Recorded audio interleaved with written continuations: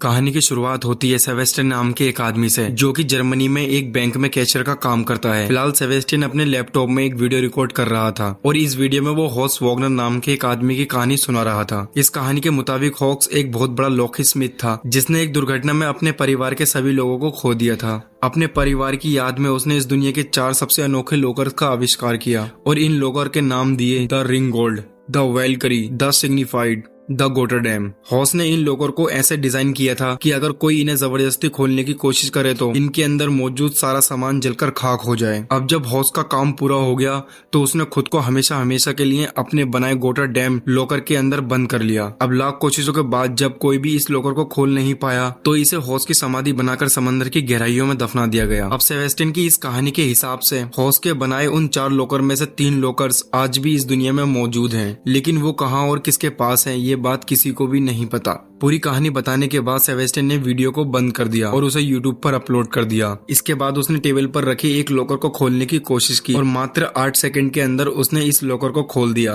अब अपनी कमाल की फुर्ती देखकर सेबेस्टियन खुद भी काफी हैरान हो गया और खुशी खुशी अपने काम पर निकल गया। उसने पास में मौजूद कॉफी शॉप से एक कॉफी खरीदी और सीधा अपने बैंक पहुंचा। अब बैंक पहुंचते ही उसका सामना एक लेडीज से हुआ जो उस पर पागलों की तरह चिल्ला रही थी, क्योंकि बैंक ने उसका चेक पास नहीं किया था। अब इस चिल्लम चिल्ली के बीच में सेबेस्टियन की नजर टीवी पर गई और न्यूज पर उसने देखा कि दुनिया के अलग अलग देशों में ज़ॉम्बी का हमला हो चुका है। ये खबर सुनकर सेबेस्टियन थोड़ा घबरा गया और उसे अपने सामने खड़ी लेडीज भी एक ज़ॉम्बी लगने लगी। इसलिए उसने बिना देरी किए इस लेडीज का चेक पास कर दिया और इसे यहाँ से रवाना कर दिया। अब लंच के दौरान जब सेबेस्टियन ने अपना यूट्यूब चैनल खोला तो वो पूरी तरीके से हैरान हो गया, क्योंकि आज पहली बार किसी ने उसकी वीडियो पर कमेंट किया था और इस कमेंट में लिखा था कि अगर तुम अपना टैलेंट दुनिया को दिखाना चाहते हो तो आज रात इस पते पर पहुंच जाना। अब रात होते ही सेबेस्टियन उस पते तक पहुंचा जहां ढेर सारे लोग पहले से ही मौजूद थे। दरअसल इस बिल्डिंग में सेफ क्रैकिंग कंपटीशन चल रहा था और सेबेस्टियन को भी इस कंपटीशन में पार्टिसिपेट करना था। अब बहुत जल्द पहले राउंड की शुरुआत हो गई और यहाँ मौजूद सभी लोग अपने अपने लॉकर्स को खोलने में लग गए। अब क्योंकि सेबेस्टियन इस काम में माहिर था इसलिए वो एक एक करके सभी राउंड को पास करता गया और बड़ी आसानी से फाइनल राउंड तक पहुंच गया। अब फाइनल राउंड के अंदर उसका सामना नियमो नाम के एक लड़के से हुआ। अब इन दोनों का टास्क था एक बहुत ही कॉम्प्लिकेटेड लॉकर को 3 मिनट के अंदर खोलना। अब समय शुरू होते ही नियमो अपने काम पर लग गया। वहीं दूसरी ओर सेबेस्टियन बिल्कुल शांत और बेपरवाह दिखाई दिया, मानो उसे इस गेम में कोई भी इंटरेस्ट ना हो। लेकिन जब घड़ी में केवल 30 सेकंड बचे थे तब उसने तिजोरी को छूकर उसे फील किया और मात्र 10 सेकंड के अंदर उसने दरवाजे को खोल दिया। ये देखकर सभी लोग हैरान हो गए और सेबेस्टियन के लिए ताली बजाने लगे। अब इस तालियों की गूंज के बीच उसकी नजर गुएन नाम की एक लेडी पर गई। अब इस खूबसूरत लेडी को देखते ही सेबेस्टियन मानो खो ही गया। हालांकि वो इस बात से अनजान था कि गुएन उसकी जिंदगी बदल कर रख देगी। अब समय के साथ साथ उसे गुएन के बारे में कई और दिलचस्प बातें पता लगी, जैसे कि सिर्फ वो 6 साल की थी जब उसने अपनी पहली घड़ी चुराई। 16 साल की उम्र में उसका दिल टूटा और उसने अपनी पहली कार चुराई। मात्र 17 साल की उम्र में इंटरपोल ने उस पर रेड नोटिस जारी कर दिया। अब अगली सुबह सेबेस्टियन दोबारा से उस कॉफी शॉप में पहुंचा जहां गुएन को देखते ही उसने अपने ऊपर पूरी कॉफी गिरा ली। इसके बाद ये दोनों एक टेबल पर बैठे जहां गुएन ने ये खुलासा किया कि उस वीडियो पर कमेंट करने वाला कोई और नहीं बल्कि वो खुद है। गुएन कहती है, मैं एक वांटेड चोर हूँ और दुनिया भर की पुलिस मेरे पीछे पड़ी है। मेरा अगला मिशन उन 3 अनोखे लॉकर्स को लूटना है जिनका जिक्र तुमने अपनी वीडियो में किया था, यानी कि हॉक्स वैगनर की वो 3 तिजोरी। दरअसल गुएन सेबेस्टियन को इस मिशन में शामिल करना चाहती थी, क्योंकि वॉगनर की बनाई तिजोरियों के बारे में सेबेस्टियन से बेहतर कोई नहीं जानता।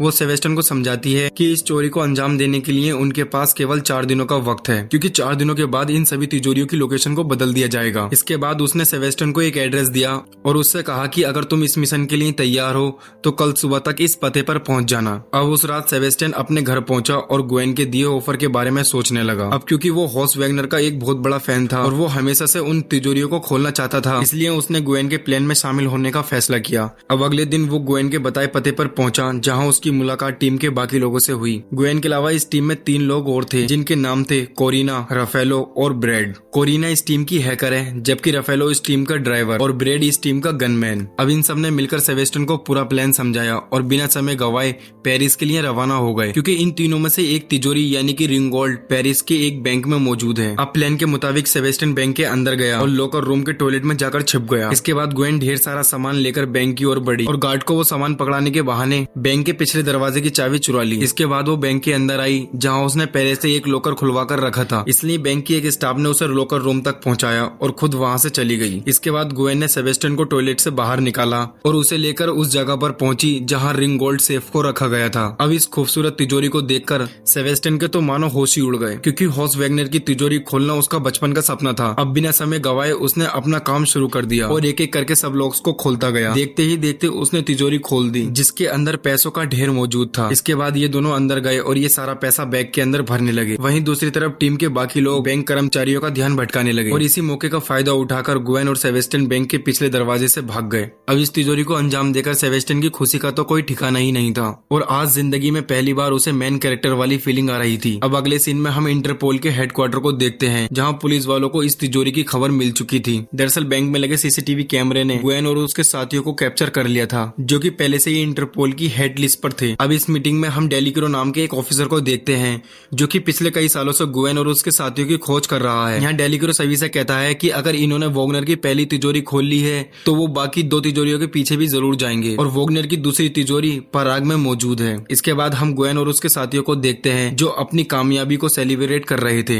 अब इस पार्टी के दौरान कोरिना सेबेस्टियन के पास आई और उसे किस करने की कोशिश की, लेकिन सेबेस्टियन ने ऐसा करने से इनकार कर दिया क्योंकि वो कोरिना को नहीं बल्कि गुवेन को पसंद करता था। इस पर कोरिना कहती है कि गुवेन ऑलरेडी एक रिलेशनशिप में है और उसका बॉयफ्रेंड है ब्रेड, पर फिलहाल उनके बीच कुछ भी ठीक नहीं है और बहुत जल्द उनका ब्रेकअप भी हो सकता है। अब उस रात सेबेस्टियन गुवेन के कमरे में गया और ये दोनों एक दूसरे से बातें करने लगे, लेकिन बदकिस्मती से ब्रेड ने इन दोनों को देख लिया और उसे सेबेस्टियन पर काफी गुस्सा आया। अब अगले दिन ये पूरी टीम पराग पहुंची जहां वोगनर की दूसरी तिजोरी को रखा गया था। यहाँ ये लोग इस बात से अनजान थे कि डेलिक्रो और उसकी टीम पहले से ही इन पर घात लगाकर बैठी है। अब प्लान के मुताबिक गुवेन और सेबेस्टियन बैंक के कर्मचारी बनकर अंदर गए और कोरिना की कई बातों को फॉलो करते हुए लिफ्ट तक पहुंचे, लेकिन इसी बीच सिक्योरिटी को इन पर शक हो गया और 2 सिक्योरिटी गार्ड गुवेन और सेबेस्टियन से पूछताछ करने पहुंचे। लेकिन अभी वो कोई सवाल करते उससे पहले गुवेन ने बड़ी सफाई से इनका काम तमाम कर दिया। अब फटाफट से उस तिजोरी तक पहुंचे। वहीं दूसरी तरफ हम डेलिक्रो को देखते हैं जो कि बैंक के बाहर इन चोरों का इंतजार कर रहा था, पर जब काफी देर तक उसे कोई भी हलचल दिखाई नहीं दी तो वो परेशान होकर बैंक के अंदर चला गया। लेकिन अंदर आने पर यह खुलासा हुआ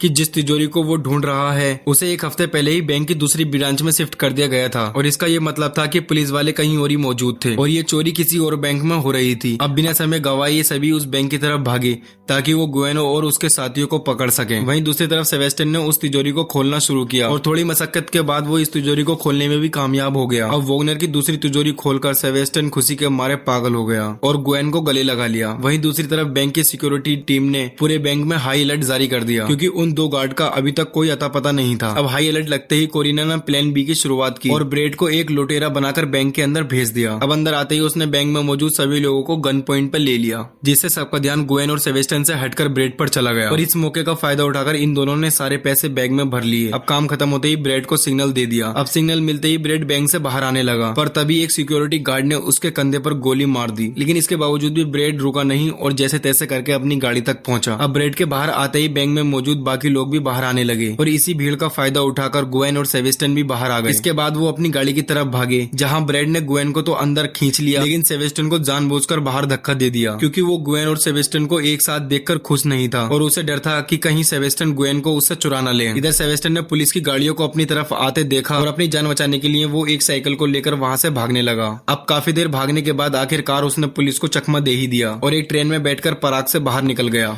वहीं दूसरी तरफ गुवेन और ब्रेड के बीच कही सुनी हो गई, जिस पर ब्रेड ने उन्हें समझाया कि अब उन्हें सेबेस्टियन की कोई जरूरत नहीं है क्योंकि उन्होंने वोगनर की 2 तिजोरी को लूट लिया है और अब उनके पास करोड़ों की दौलत है, इसलिए उस तीसरी तिजोरी को खोलने की कोई जरूरत नहीं है। लेकिन गुवेन को इन बातों से कोई फर्क नहीं पड़ा और उसने सेबेस्टियन के पास वापस जाने का फैसला किया। यहाँ ब्रेड ने उसे काफी रोकने की कोशिश की, लेकिन गुवेन बिना कुछ सुने ही गाड़ी से बाहर आ गई। अब गुवेन के साथ साथ कोरिना भी गाड़ी से बाहर आ गई और इन दोनों ने ब्रेड का साथ छोड़कर सेबेस्टियन को ढूंढने का फैसला किया। इधर जैसे तैसे करके सेबेस्टियन अपने घर तक पहुंचा जहाँ गुवेन और कोरिना उसका पहले से ही इंतजार कर रही थी। अब इन दोनों को अपने सामने देखकर सेबेस्टियन गुस्से से लाल हो गया और इन दोनों को यहाँ से जाने को कहा। इस पर गुवेन उसे समझाती है कि ब्रेड ये चोरी सिर्फ पैसों के लिए कर रहा था, जबकि मेरा और तुम्हारा मकसद वोगनर की उन तीनों तिजोरी को खोलना था। यहाँ गुवेन ने सेबेस्टियन से वादा किया कि चाहे कुछ भी हो जाए मैं तुम्हारा साथ कभी नहीं छोड़ूंगी। ये सुनकर सेबेस्टियन शांत हो गया और उस तीसरी तिजोरी खोलने के लिए राजी हो गया। इसके बाद ये दोनों स्विट्जरलैंड पहुंचे जहाँ के एक बहुत बड़े कसिनो में वोगनर की तीसरी तिजोरी को रखा गया था। इन तीनों के अलावा स्विट्जरलैंड में कोई और भी मौजूद था और वो था डेलिक्रो। इस बार डेलिक्रो ने फैसला किया कि वो इन चोरों को कसिनो के अंदर घुसने देगा और उन्हें रंगे हाथों पकड़कर गिरफ्तार कर लेगा। इसी बीच डेलिक्रो की टीम ने कोरिना की रेडियो फ्रीक्वेंसी को टैप करके ये पता लगाया कि उस तिजोरी को खोलने के लिए गुएन और सेबेस्टियन 5 बजे कैसीनो के अंदर जाएंगे। अब डेलिक्रो ने पूरे 8 घंटों तक वेट किया और जैसे ही घड़ी में 5 बजे तो वो अपनी टीम को लेकर अंदर आ गया और कैसीनो की मालकिन से उस तिजोरी के बारे में पूछा। इस पर इस लेडीज ने जवाब दिया, कुछ घंटों पहले इंटरपोल ने मुझे खबर दी थी कि वॉगनर की वो आखिरी तिजोरी चोरों के निशाने पर है और बेहतर ये होगा कि मैं उसे किसी सेफ जगह पर शिफ्ट करवा दूं। दरअसल 8 घंटे पहले कोरिना ने एक इंटरपोल ऑफिसर बनकर कैसीनो की मालकिन को कॉल किया और उसे ये झूठी इन्फॉर्मेशन दी और अब इस इन्फॉर्मेशन के बेसिस पर कैसीनो की मालकिन ने एक सिक्योरिटी कंपनी को कांटेक्ट किया ताकि वो इस तिजोरी को किसी सेफ जगह पर शिफ्ट करवा सके। लेकिन तिजोरी को शिफ्ट करने का काम कोई सिक्योरिटी कंपनी नहीं बल्कि गुएन और सेबेस्टियन कर रहे थे। अब डेलिक्रो को ये समझ आ गया कि कोरिना ने जानबूझकर अपनी बातें लीक की थी ताकि वो पुलिस वालों को गुमराह करके इस चोरी को अंजाम दे सके। इसके बाद हम गुएन और सेबेस्टियन को देखते हैं जो उस तिजोरी को लेकर काफी दूर निकल चुके थे। अब सेबेस्टियन इस आखिरी तिजोरी को भी खोलने वाला था। वहीं दूसरी तरफ ब्रेड और उसका साथी कैसीनो के बाहर गुएन और सेबेस्टियन का इंतजार कर रहे थे ताकि वो उस आखिरी तिजोरी को उनसे चुरा सके। पर जब काफी देर तक उन्हें कोई भी हलचल दिखाई नहीं दी तो उन्होंने गुएन के फोन को ट्रेस किया। तभी ये खुलासा हुआ कि उसने और सेबेस्टियन ने ऑलरेडी वो तिजोरी चुरा ली है और इस बात का पता लगते ही ये दोनों फौरन उसके पीछे निकल पड़े। लेकिन इसी बीच कोरिना ने अपने सिस्टम पर ब्रेड के फोन को देख लिया जो कि तेजी से गुएन और सेबेस्टियन की ओर बढ़ता जा रहा था। पर अभी वो इस बात की जानकारी गुएन को देती उससे पहले पुलिस ने उसे चारों तरफ से घेर लिया और उसे सरेंडर करने को कहा। लेकिन गिरफ्तार होने से पहले उसने जैसे तैसे करके गुएन तक वो खबर पहुंचा दी और अपने फोन को गाड़ी के नीचे डालकर उसे बर्बाद कर दिया। वहीं दूसरी तरफ सेबेस्टियन ने इस आखिरी तिजोरी को भी खोल दिया और इस तिजोरी को खोलकर उसकी खुशी का तो ठिकाना ही नहीं था। इसके बाद उन्होंने गाड़ी रोकी और तिजोरी में मौजूद सारा पैसा बैग के अंदर भरने लगे। लेकिन अभी ये लोग वहाँ से निकल पाते कि तभी ब्रेड वहाँ पहुंच गया और इन दोनों पर अपनी बंदूक तान दी। दरअसल ब्रेड भी उन पैसों में अपना हिस्सा लेना चाहता था लेकिन गुएन ने ऐसा करने से साफ इनकार कर दिया। अब ना सुनकर ब्रेड गुस्से से लाल हो गया और उसने सेबेस्टियन पर गोली चला दी। लेकिन खुशकिस्मती से सेबेस्टियन की जान बच गई क्योंकि ब्रेड की बंदूक खाली थी। इस पर गुएन ने उससे कहा कि मैंने आज तक तुम्हारी बंदूक में गोली डाली ही नहीं क्योंकि मुझे पूरा यकीन था कि तुम मुझे एक न एक दिन धोखा जरूर दोगे। और इतना कहकर उसने अपनी बंदूक निकाल ली और इस पूरे सिचुएशन को अपने कंट्रोल में ले लिया। इसके बाद उसने ब्रेड और रफेलो को गाड़ी से बांधा और पैसे लेकर सेबेस्टियन के साथ यहाँ से भाग निकली। अब प्लान के मुताबिक गुएन और सेबेस्टियन एक बोट तक पहुंचे ताकि वो नदी के रास्ते देश छोड़कर फरार हो सके। लेकिन भागने से पहले सेबेस्टियन ने डरते हुए अपने प्यार का इजहार किया और गुएन ने भी इस प्यार को एक्सेप्ट कर लिया। लेकिन इससे पहले कि ये दोनों यहाँ से भाग पाते डेलिक्रो इनका पीछा करते हुए यहाँ तक आ पहुंचा था। यहाँ उसने गुएन और सेबेस्टियन पर अपनी बंदूक तान दी और उन्हें सरेंडर करने को कहा। लेकिन गुएन ने ऐसा करने से इनकार कर दिया और अपनी गन निकालकर डेलिक्रो पर तान दी। यहाँ उसने डेलिक्रो से कहा, मैं सरेंडर करने के लिए तैयार हूँ लेकिन इसके बदले में तुम्हें सेबेस्टियन को छोड़ना होगा। अब डेलिक्रो के पास कोई और चारा नहीं था इसलिए उसने इस ऑफर को एक्सेप्ट कर लिया और सेबेस्टियन को यहाँ से जाने की परमिशन दे दी। यहाँ गुएन ने सेबेस्टियन से वादा किया कि वो बहुत जल्द दोबारा उससे मिलेगी और वो दोनों मिलकर वॉगनर की उस आखिरी तिजोरी को भी ढूंढ निकालेंगे जो समंदर की गहराइयों में कहीं गुम गई है। अब भारी मन के साथ सेबेस्टियन ने गुएन को गुड बाय बोला और बोट में बैठकर यहाँ से चला गया। अब कई साल बीतने के बाद हमें सेबेस्टियन को कैलिफोर्निया में दिखाया जाता है जहाँ वो लोकर्स बनाने का बिजनेस करता है और उसने अपनी शॉप का नाम गुएन के नाम पर रखा है। अब एक दिन सेबेस्टियन के पास एक कपल आता है और उसे एक तिजोरी का नक्शा दिखाकर पूछता है, क्या तुम इस तिजोरी को खोल सकते हो? अब इस नक्शे को देखकर सेबेस्टियन काफी खुश हो गया क्योंकि ये कोई ऐसी वैसी तिजोरी नहीं बल्कि वॉगनर की वो आखिरी तिजोरी थी जो समंदर की गहराइयों में कहीं खो गई थी। यहाँ सेबेस्टियन इस मिशन के लिए तैयार हो गया और इसी के साथ ये शानदार मूवी यहीं पर एंड हो गई। आई होप आपको वीडियो पसंद आई होगी। अगर आपको वीडियो पसंद आई हो तो वीडियो को लाइक और चैनल को सब्सक्राइब जरूर करना। मिलते हैं अगले वीडियो में।